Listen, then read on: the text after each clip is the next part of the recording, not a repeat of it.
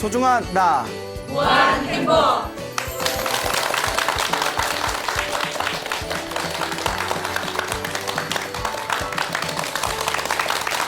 예, 만나서 반갑습니다. 광호 스님이라고 합니다. 또 이렇게 멀리서 우리 소나무 애청자분께서 또 편지를 보내오셨어요. 그래서 제가 여러분들한테 읽어드릴게. 한번 잘 들어보세요. 예, 편지지도 예쁘죠? 예. 보고 싶은 광호 스님에게. 광호 스님, 저도 스님이 좋아 한번 불러보고 싶어서 편지를 써 보았습니다. 저는 부천에서 사는 박아무개입니다. 평생에 편지는 처음 쓰는 거라 어색합니다. 평생에 처음 쓰는 편지를 제가 받아봤네요. 영광입니다. 저는 관세음 보살님께 감사하다는 인사를 어떻게 해야 하나 걱정을 했는데 광호 스님의 말씀을 듣고 용기를 내어 써봅니다. 저는 지금 82세입니다. 그런데 지금으로부터 57년 전에 서울에서 살 적에 4대가 사는 종갓집 맏 며느리로 살아왔지요. 어우, 대단하시네요. 그런데 어느 날 시아버지께서 이제는 너희는 아이들 학교 때문에 이 집에서 살 거라 우리는 변두리로 이사를 할 테니 하시고 이사를 가시었습니다. 그래 아이들이 어리니까 안방에서 다 같이 잤지요. 그런데 어느 날 밤에 큰딸이 10살이 된 큰딸이 엄마 하고 부르길래 응 이리 와 하고 불러 요강에 앉으라 하는데 쓰러지더라고요. 나는 놀래 얘 아무개야 하고 안으며 이름을 불러도 몰라요. 병원에 전화를 하니 차가 다 나가서 없대요. 그때 밤 1시 반이었어요. 옛날에는 지금이 119 부르면 바로 오잖아요. 예, 옛날에는 그렇게 오히려 전화하고 했더니 병원에다 걸으라고 했는데 병원에 걸었더니 또 차가 없다고 그랬던 시절인가 봐요. 그때 밤 1시 반이었어요. 또 겨울이고요. 애는 혀는 길게 쭉 나와 자기 이로 꾹 물고 있고 팔은 180도로 돌아가 있고 발은 오금이 붙어 있어요. 아무리 필라고 주물러도 안 되고 얼굴은 창백하고 눈은 감고 이것은 아니다 싶어 내가 사랑하는 관세음보살을 자꾸 불러보았답니다. 그런데 얼마나 지났을까 조금 환해지더라고요. 그때 가느다란 목소리로 엄마 하면서 부르는 소리가 들려 깜짝 놀라 아이를 보니 그 창백했던 얼굴이 환해지더니 혀도 쑥 나오고 다리도 쭉 펴지고 팔도 제자리로 돌아오고 했답니다. 누구를 부르니까? 관세음보살 부르니까. 이러니 내가 우리 관세음보살님께 반하지 않을 수 없지요. 그런데 딸의 말에 의하면 엄마가 부르는 소리는 들리는데 말이 안 나와. 그런데 뭔가 목구멍에서 쏙 하고 목구멍 속으로 들어가는 것 같아. 그러더니 숨을 쉬겠더라고요. 나는 그 말을 듣고 역시 관세음보살님이 우리를 살리시었구나 너무 기뻤어요. 그래 아침을 해서 먹는데 시할머니가 일찍이 오시었어요. 할머니 어쩐 일로 이렇게 일찍 오셨어요 하니 꿈에 너희 식구 5명이 다 보여서 왔다 하시길래 간밤일을 이야기하니 아이고 우리 이쁜 손녀딸이 식구를 다 살리었구나 하시며 사이다 사왔으니 먹여라 하시며 조금 앉아 계시더니 이제 가야지 조심해라 하시면서 가셨어요. 예, 뭘 사왔으니? 사이다 사왔으니 이거 먹어라. 그렇죠. 그런데 오후에는 친정 아버지가 오셨어요. 친정 아버지한테도 그런 이야기를 했더니 그래 어디 한번 방을 보자 하시더니 방고래가 저렇게 되었으니 식구가 다 죽지 않은 게 천만 다행이다 하시며 다 고쳐놓고 이제는 괜찮을 것이다 하시며 가시었어요. 그러니 스님, 이런 기적 같은 일이 또 어디 있겠어요? 정말 감사합니다. 저는 이 이야기를 관세음보살님께 꼭 감사하다고 전하고 싶어요. 그래, 그때부터 법화경, 금강경, 사경도 하고 쓰기도 하고 기도도 하고 거기에다 의지하고 산답니다. 여러분 끝까지 들어주셔서 감사합니다. 여러분 사경을 많이 하고 법화경도 많이 읽으면 마음이 편안하고 마음에 아무 걱정이 없어요. 많이들 사경하세요. 나무 관세음보살.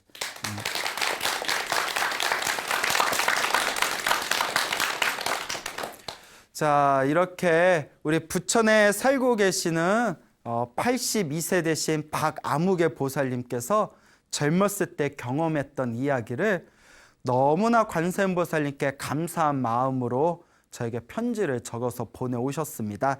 대충 이야기가 어떤 내용인지 이해 가시죠? 네. 예, 그래서 그 큰딸이 10살이었을 때 엄마하고 이제 쓰러졌는데 아마 그 연탄가스 마신 것 같아요.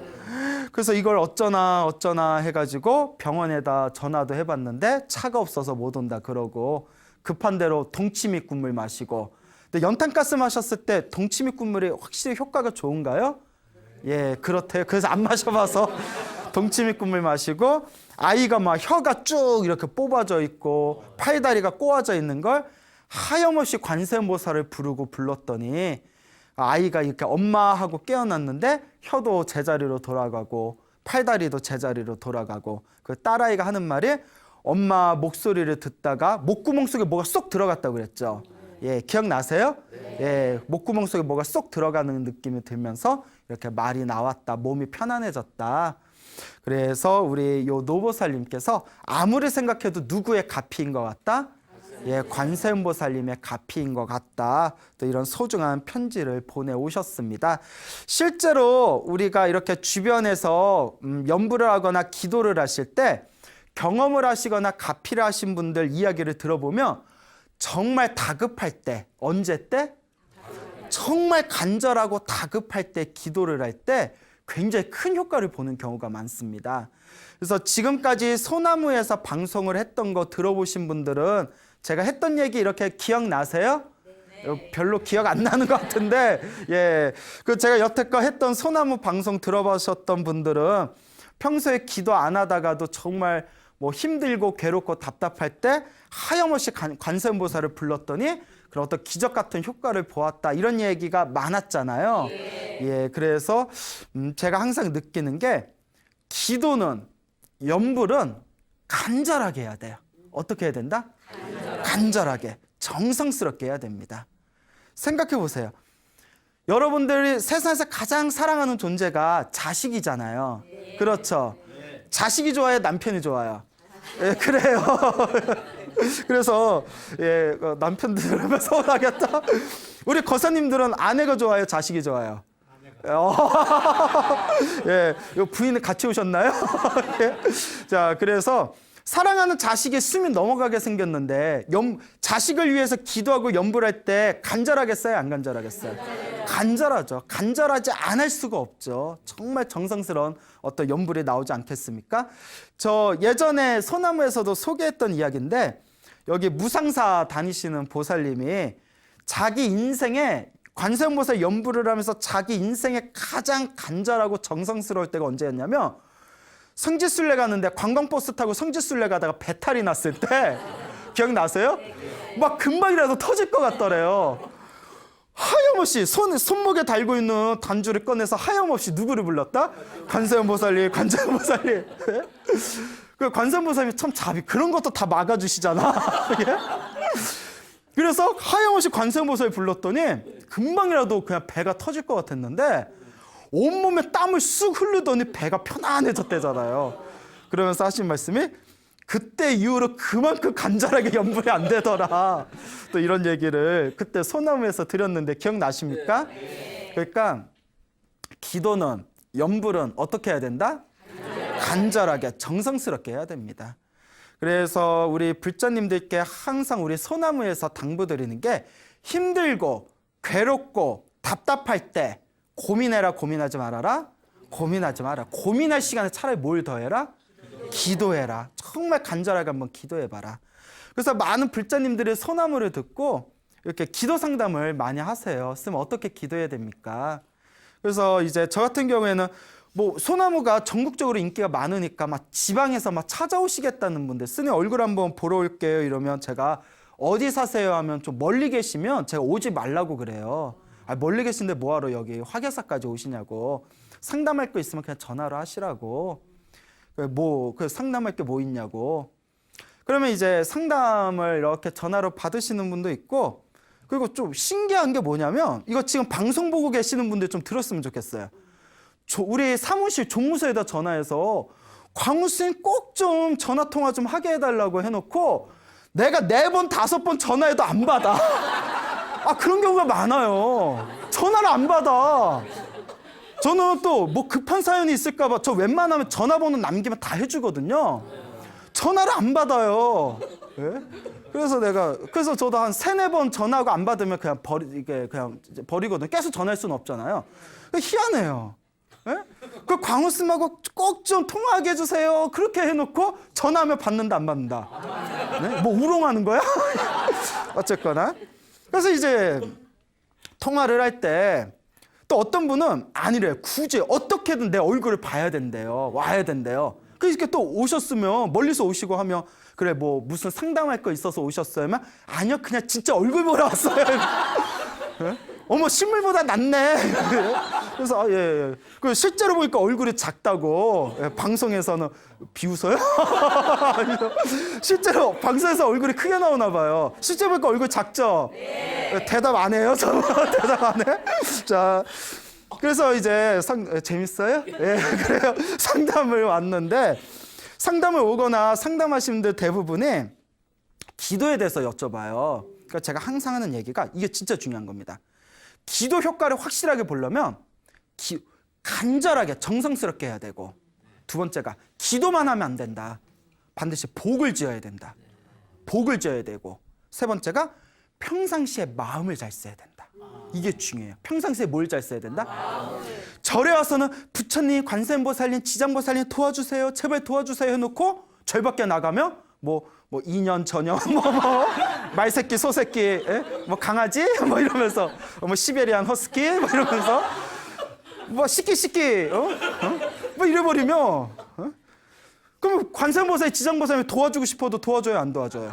아유, 못 도와주죠. 내 마음을 잘 쓰질 못하는데. 기도 열심히 했는데도 기도빨 안 드는 분들은 내가 평상시에 마음 어떻게 쓰는지를 한번 살펴보세요. 그래서 간절하게 기도하고 평상시에 복을 많이 지어야 되고, 세 번째 중요한 게 뭐다? 마음을 잘 쓰고. 그렇게 기도를 하되, 관세음보살 부르든 지장보살을 부르든 꿈에서 불보살이 환하게 보일 때까지. 우리 소나무 들으면서 그런 얘기 많이 들었잖아요. 뭐 몸이 아팠던 사람이 꿈에 관세음보살이 나타나서 뭐 약을 주는 꿈을 꿨다거나, 뭐 사업이 망해가는 사람이 열심히 기도해서 지장보살이 뭐 빨간 봉투를 줘서 빨간 봉투를 받았더니 갑자기 사업이 크게 잘 됐다거나, 뭐 이런 얘기 많이 들었지 않습니까? 그러니까 꿈에서도 기도할 정도가 돼야 됩니다. 꿈에서도 기도할 정도로. 여러분들도 꿈에서 기도해야 안 해요? 해요? 막 던지면 안 돼요. 자, 꿈에서도 기도할 정도로. 알겠어요. 예, 그래요. 예. 자, 그래서 꿈에서도 기도할 정도로 깊이, 간절하게, 정성스럽게 해야 된다라는 걸 명심하시기 바랍니다. 그러니까 어느 보살님이 제 꿈에서도 제가 기도를 할 때가 있습니다. 아, 꿈에서 어떻게 기도하는데? 그러니까 꿈에서 귀신이 나타나면 제가 관세음보살 외칩니다. 이거 갖고는 안 돼요. 예? 꿈에서도 기도할 정도가 돼야 된다는 건, 평상시에 내가 깨어있을 때 법당에서 관세음보살 연불 하잖아요. 법당에서 관세음보살 연불 하듯이 꿈에서도 그게 쭉 이어져야 된다는 거예요. 그 정도는 돼야 된다. 제 아시는 스님이 계시는데, 이 아시는 스님이 평생 신묘장구 다란이 기도를 하셨어요. 그래서 목탁을 몇 개 부셨대요. 아주 신묘장구 다란이를 너무 열심히 해서 목탁을 몇 개 부셨는데, 신묘장구 다란이를 한창 열심히 할 때 꿈에서도 다란이 기도를 하더래요. 꿈에서도 법당에서 신묘장구 다란이를 막 기도할 정도로 열심히 했는데 그때 꿈에서도 몇 날 며칠 꿈에서도 기도할 정도가 되니까 그 뒤로 그렇게 불사도 잘 되고 소원 성취도 잘 됐다. 이런 이야기를 하시더라고요. 그러니까 정말 내가 꿈에서도 딴짓 안 하고 꿈에서도 기도할 정도가 돼야 됩니다. 그러니까 어떤 분이 스님 저는 꿈을 아예 안 꿔요 하는 분이 있거든요. 정말 수행을 제대로 하면 의식이 맑아지면 꿈을 안 꾼대요. 꿈이라는 것도 내 마음, 의식이 만든 찌꺼기거든요. 그러니까 꿈을 안 꾸면 꿈을 안 꾸는 대로 꿈을 꾸면 꿈에서도 기도할 정도로 그러니까 간절하게 정성스럽게 해야 됩니다. 알겠죠? 네. 그래서 제가 예전에도 말씀드렸잖아요. 어느 분이 이제 연락이 왔는데 스님 저 기도 나름대로 열심히 했는데 저 아무리 해도 효과를 못 느껴요. 그래서 기도를 어떻게 하는데요? 이랬더니 얘 매일 하루에 천수경 한 번 읽고 관세음보살 108번 불러 이러더라고요. 그래서 내가 꼴랑? 내가 이러잖아. 그거 해봤자 몇 분 안 걸려요. 천수경 한 번 읽고 관세음보살 108번 부르는데 한 20분이나 걸리려나? 30분도 안 걸려요.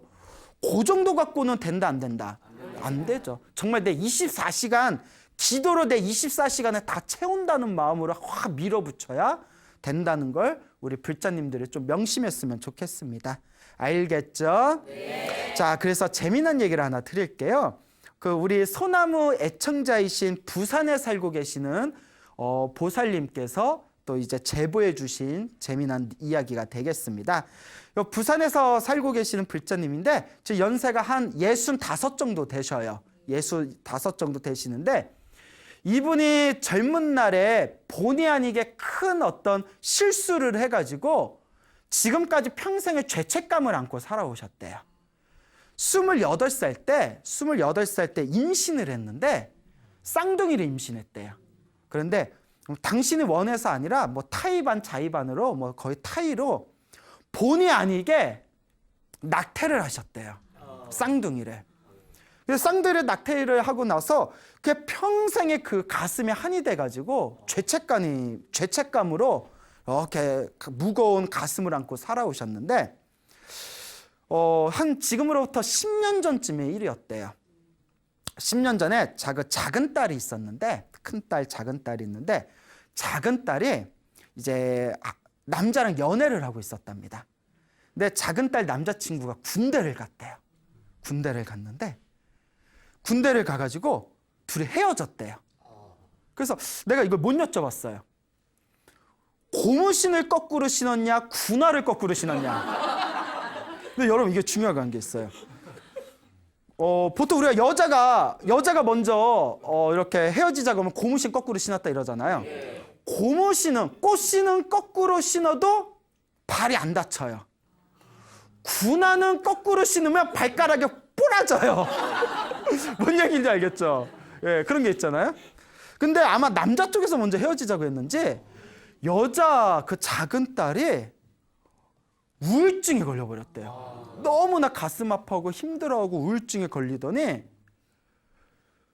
이러다 애가 자살할 것 같다는 생각까지 들더래요. 그래서 너무나 그 작은 딸이 가슴에 상처가 커가지고 마음에 너무 큰 괴로움을 안고 지내니까 정말 이러다 애가 자살하는 거 아닌가라는 생각까지 들더랍니다.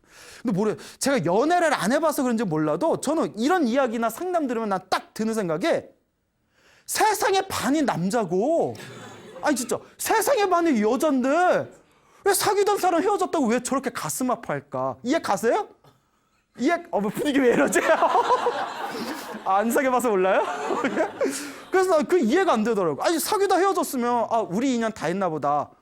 그러니까 만약에 내가 스님이 아니고 이렇게 여자하고 이렇게 사귀었는데 여자하고 사귀다가 헤어졌어. 그러면 딴 여자 사귀면 되잖아. 그러니까 제가 이런 얘기했더니 제 아는 스님이 그러더라고요.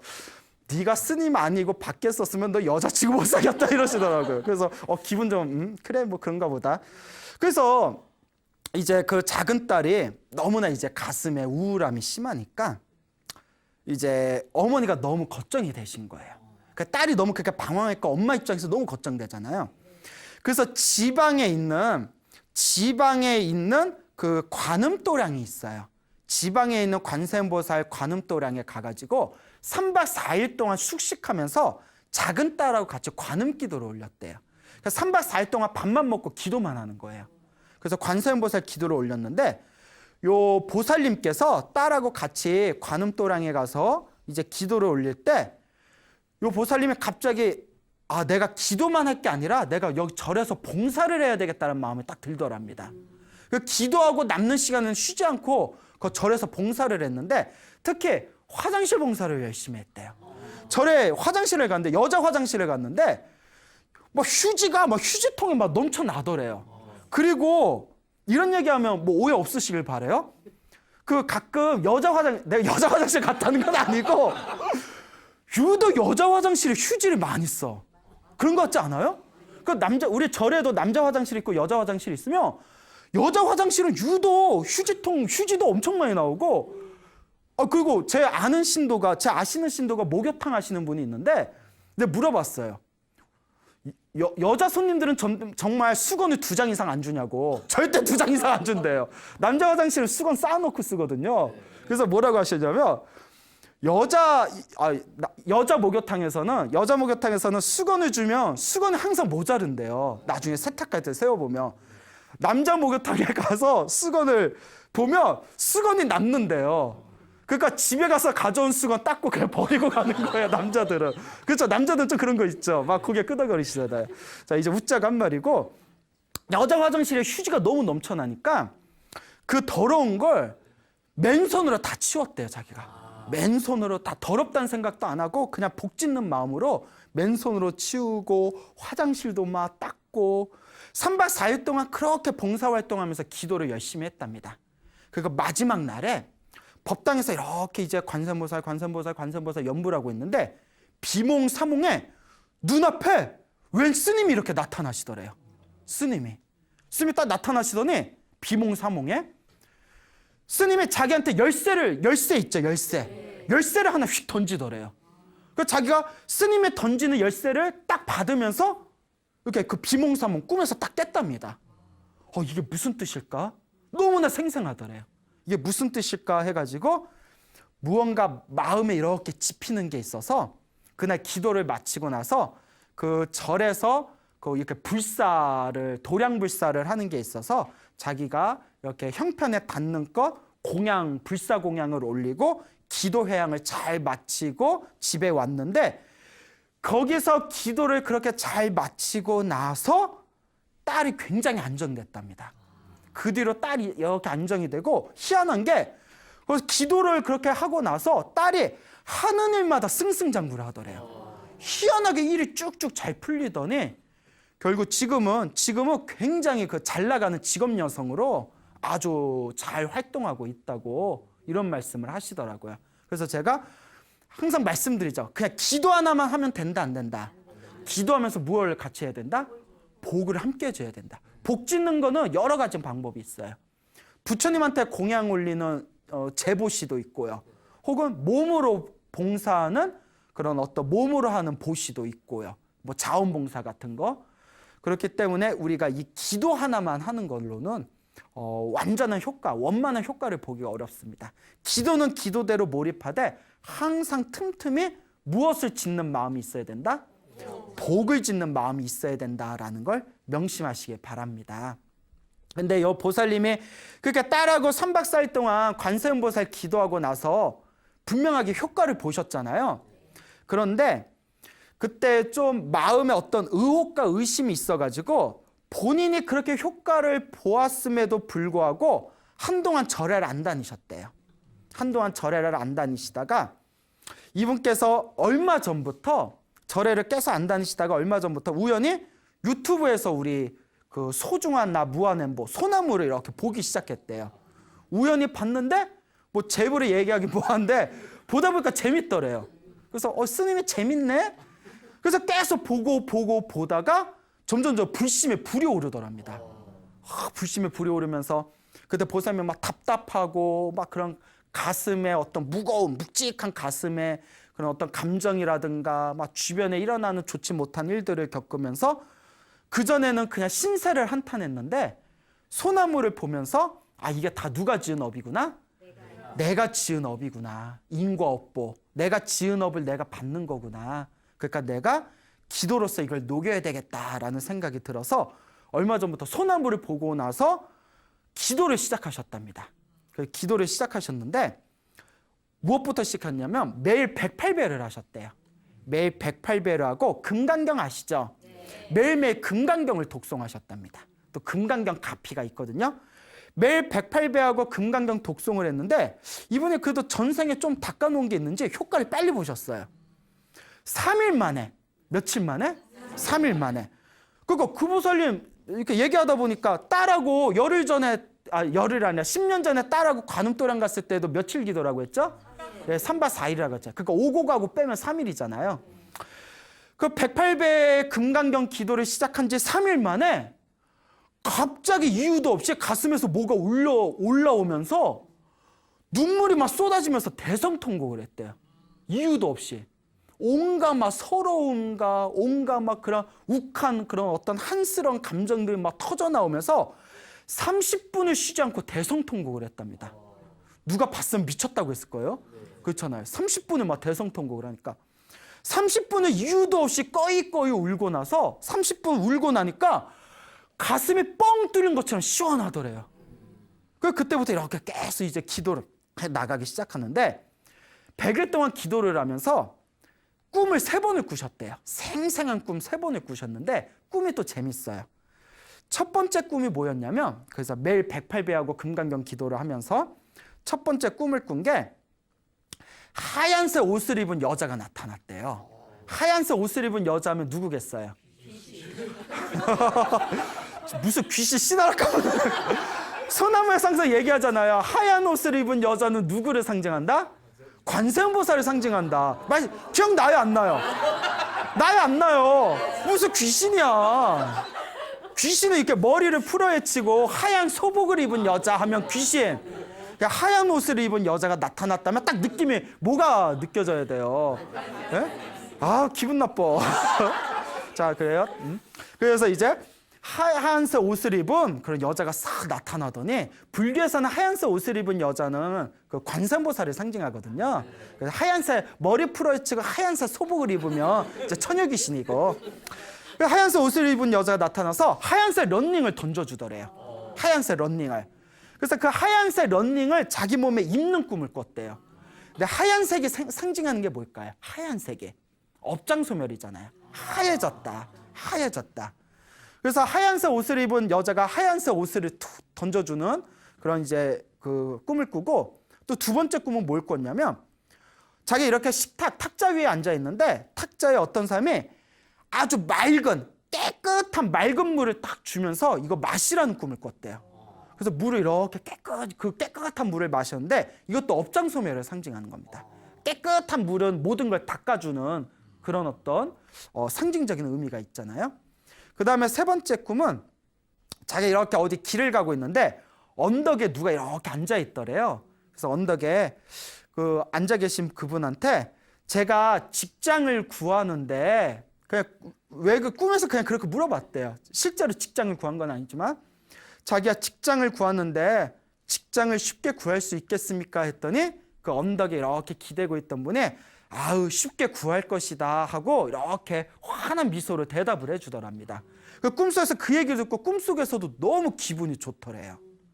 그래서 이제 첫 번째 꿈이 하얀색 옷을 입으신 여자분이 하얀색 런닝을 던져줘서 런닝을 입은 꿈. 두 번째 꿈이 탁자 위에 깨끗한 물을 줘가지고 그 물을 이렇게 마신 꿈. 세 번째 꿈이 제가 직장 구할 수 있겠습니까? 했더니 쉽게 구할 것이다 라고 말을 듣고 마음이 개운해진 이야기.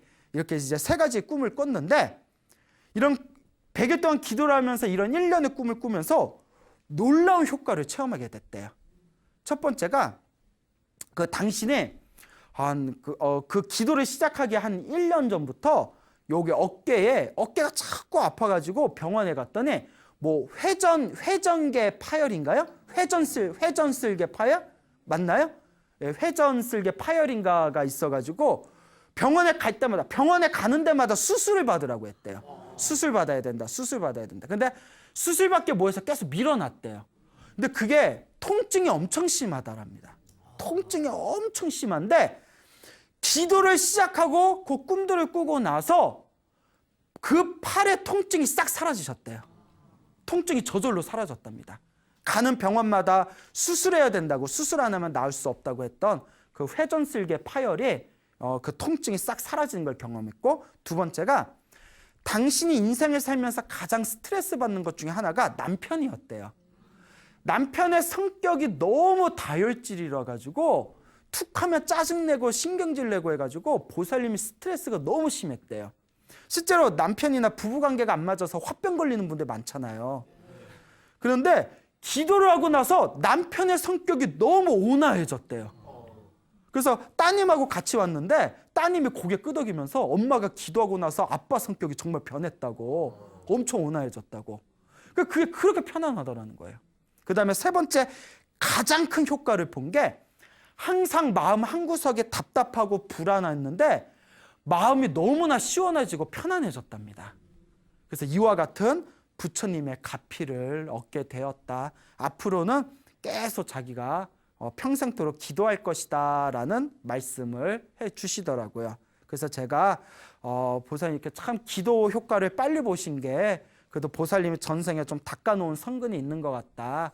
앞으로 기도하면서 나쁜 일이 생겨도 흔들리지 말고, 기도하면서 좋은 일이 생겨도 너무 집착하지 말고, 좋은 일이 생기든 나쁜 일이 생기든 다 내 업이다 생각하고 중심을 잃지 말고 계속 지금 같은 마음으로 계속 기도해라 라고 제가 그렇게 당부의 말씀을 드렸습니다. 그러니까 이와 같이 우리가 힘들고 괴로울 때는 내 마음속에 있는 불안한 마음, 걱정되는 마음, 근심스러운 마음, 고민하는 마음 일단 다 내려놓으세요. 여러분 아무리 고민해도 풀려요, 안 풀려요? 안 풀려요. 이런 얘기 있죠. 고민해서 풀릴 걱정이면 뭐하러 고민하냐. 유명한 얘기잖아요. 고민해서 풀릴 건 뭐하러 고민하냐. 근데 고민해서 풀릴 게 아니라서 고민하잖아요.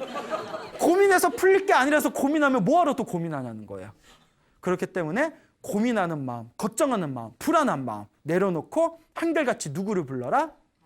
관세음보살 부르든 지장보살을 부르든 금강경을 외우든 법화경을 쓰든 한결같은 마음으로 기도하면 반드시 효험이 있다 없다?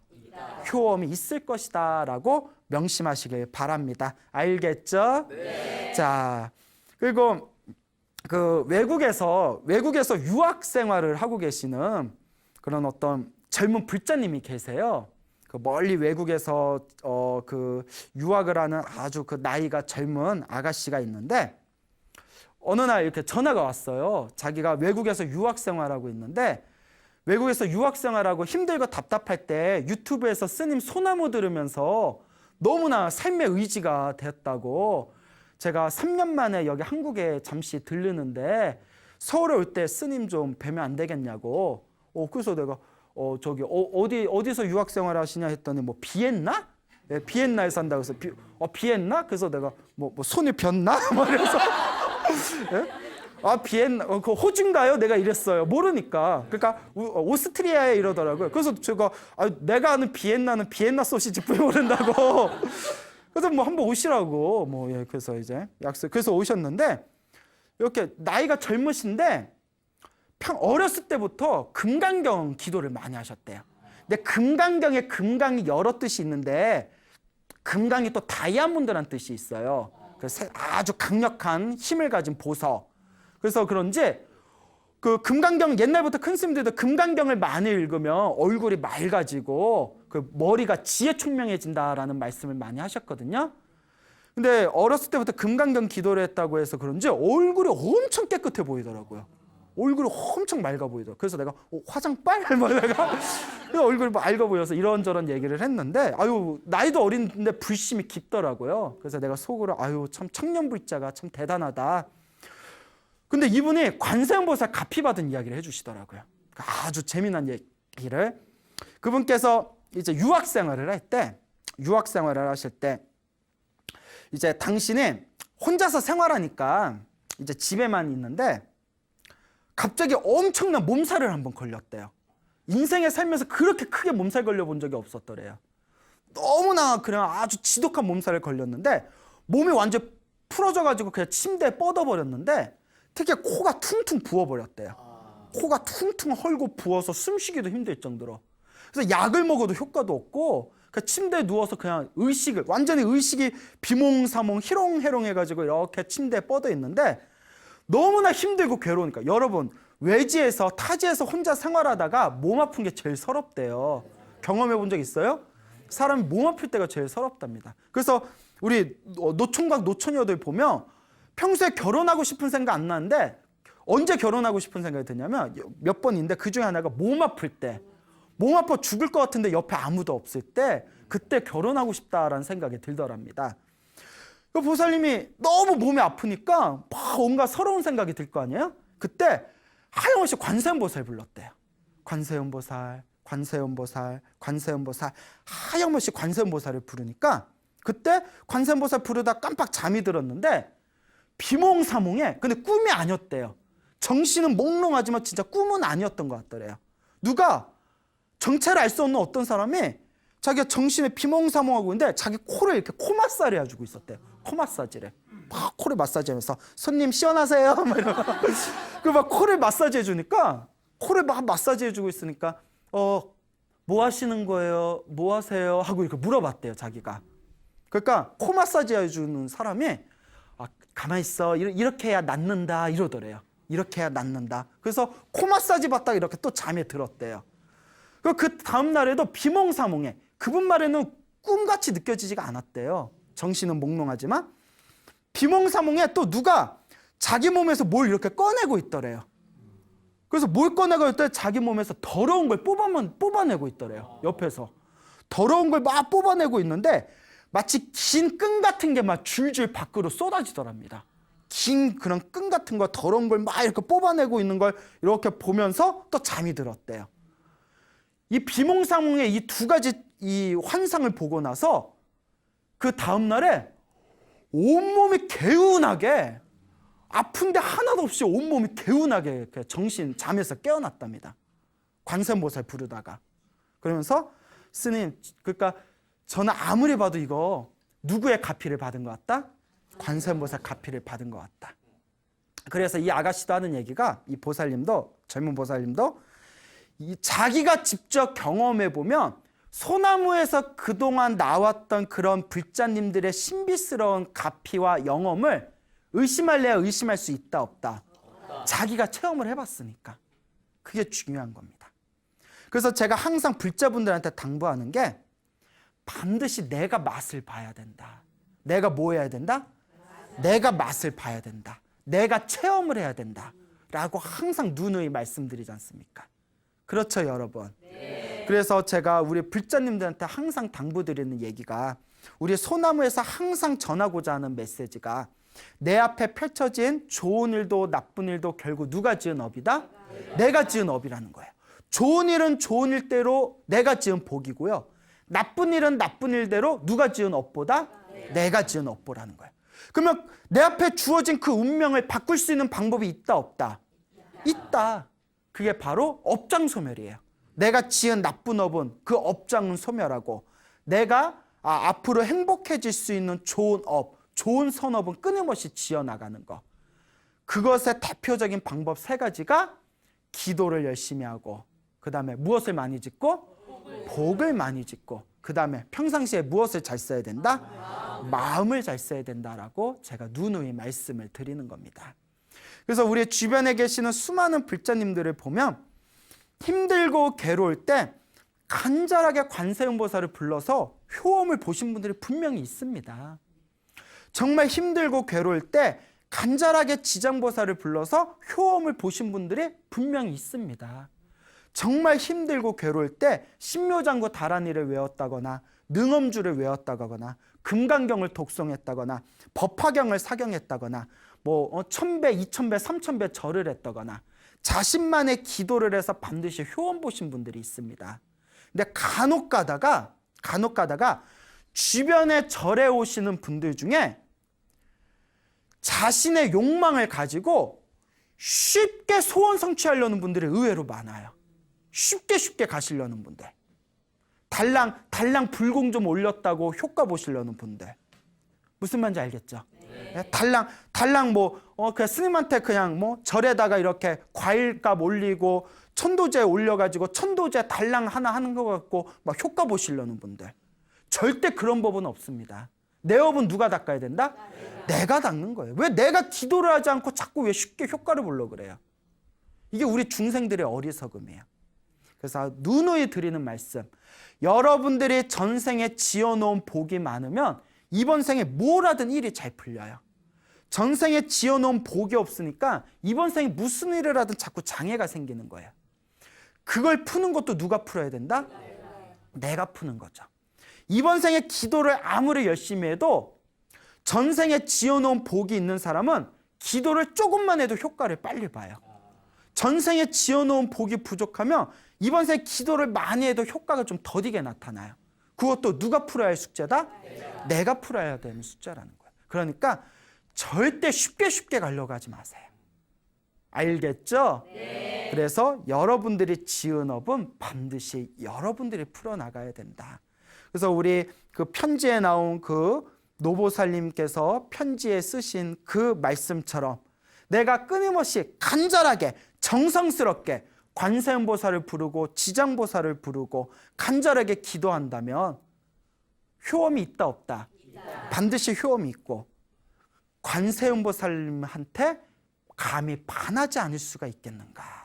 하지만 가장 중요한 핵심은 관세음보살님이 무턱대고 나를 도와주기를 바라지 말고 지장보살이 무턱대고 나를 도와주기를 바라지 말고 내가 지금 이 순간부터 착실하게 닦아나가야 된다라는 가장 기초적이고 가장 원론적인 근본을 놓치지 마시길 바랍니다.